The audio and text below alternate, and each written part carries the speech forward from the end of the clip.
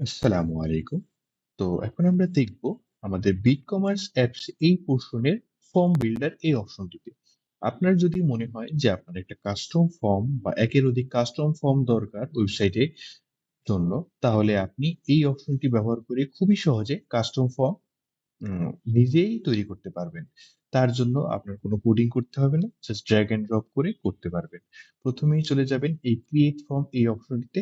তারপর এখানে অনেকগুলো অপশন দেওয়া আছে। এখান থেকে জাস্ট আপনি ড্র্যাগ করে এখানে বসাই দিবেন। বসানোর পর তারপর আপনি আপনার যেটা দরকার সবগুলো এখানে আপনি বসাতে পারবেন। রেডিও গ্রুপ, চেক বক্স, হ্যাঁ?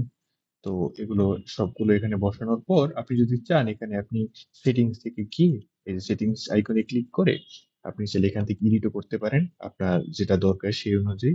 আমি এখানে দিলাম অপশন 1, এখানে এটাই থাকুক। তারপর এখান থেকে সেভ অপশনে ক্লিক করে আপনি সেভ করে দিবেন। তারপর আপনি যদি ক্রিয়েট এই ফর্ম আপনি ক্লিক করেন, তারপর এখানে ফর্মের একটা নাম দিবেন আপনি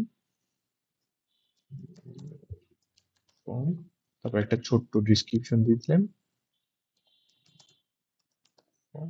তারপর আমি এখানে যদি সাবমিট বাটনে ক্লিক করি, তাহলে দেখেন আপনার এই ফর্মটি এখানে শো করতেছে। আপনি চাইলে একের অধিক ফর্ম এখানে আপনি রেখে দিতে পারেন। এখান থেকে আপনি এডিট অপশনে ক্লিক করে আপনার ফর্মটি অ্যাক্টিভ নাকি ডিঅ্যাক্টিভ সেগুলো আপনি এখান থেকে করতে পারবেন এবং পরবর্তীতে আপনি এগুলো ইউজ করতে পারবেন।